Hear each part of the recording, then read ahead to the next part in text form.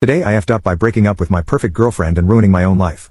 I have never felt like more of a selfish idiot. I'm not posting this to get sympathy, I just don't know where else to turn. I feel like I have taken so many steps backward in life just because of this one, idiotic decision, and I just can't believe how delusional I was. I met Kelly back when I was in my early 20s, we both worked in a restaurant and were trying to make it through college. Kelly was an animal science major, and she had dreams of becoming a veterinarian and opening her own practice. I was just pursuing my degree in computer science because my high school counselor said it was a good idea. I really didn't have much direction. It wasn't until after I met Kelly that I started believing in myself and wanting more of my future.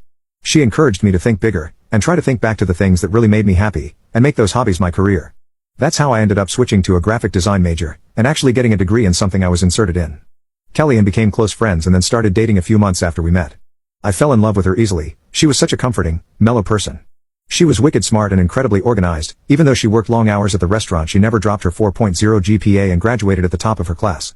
We both graduated and managed to find well-paying jobs in our fields. We left our serving jobs and signed a lease for our first place together.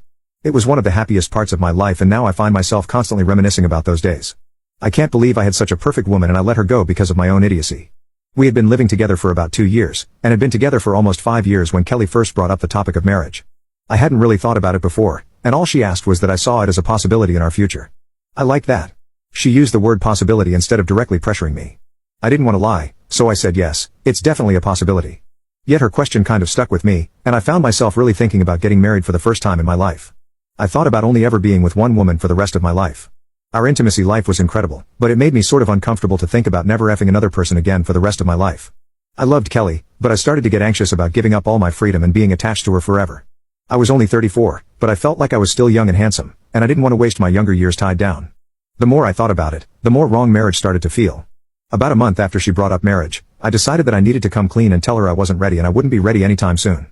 I knew it would be hard to hear and even harder to come out and say it, but I could have never guessed just how wrong things would go for me.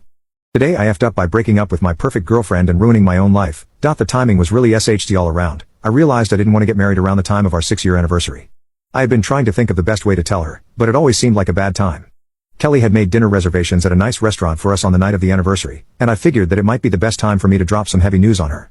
At first, I decided I was going to wait till after dinner so as not to spoil her night, but then I ended up having one too many glasses of wine at the restaurant, and I guess everything just came out. We had been having a lovely time, Kelly looked gorgeous, and even though we had been together for 6 years our spark never died, and we always had a good time together. We were both laughing together over something she said when we finally had a quick moment of silence where Kelly was wiping happy tears from her eyes. I thought this might be the best moment, and I told her as much as I loved her, there was something important we needed to talk about. I admit, I didn't get right to the point. I was nervous and a bit intoxicated, so I rambled for a bit about nothing in particular before Kelly asked me to please get to the point. I just came out and told her that I had thought about what she had said about marriage, and I had come to the conclusion that I wasn't actually ready. It was incredibly painful to watch her face fall. It was like I had stabbed her in the chest with a butter knife. She looked down at the table, and just asked me why in a quiet voice. I wish I had drank less, because I feel like I wasn't explaining myself as well as I could have. I should have focused more on my own freedom, but instead, I ended up talking to her mostly about other women.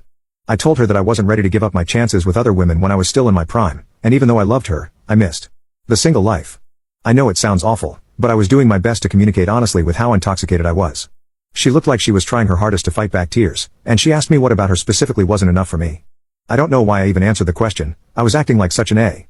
I told her that I still wanted to explore sexually, and it wasn't anything she could do differently. I just wanted to try different women still. After I said that, Kelly cleared her throat and threw some cash on the table.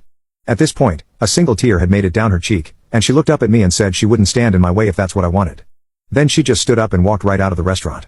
I'll be honest, I know I hadn't gone about the conversation in the best way, but I was still annoyed that she stormed out like that and just abandoned me alone in there. She had driven, and I was left to call my own Uber home. My ride took forever, and by the time I got home, Kelly was nowhere to be found. I checked her location and saw she was at a nearby hotel. Whatever, I figured she was just being a bit emotional. I texted her that I was sorry about tonight, but she could call me tomorrow morning once she was done being dramatic.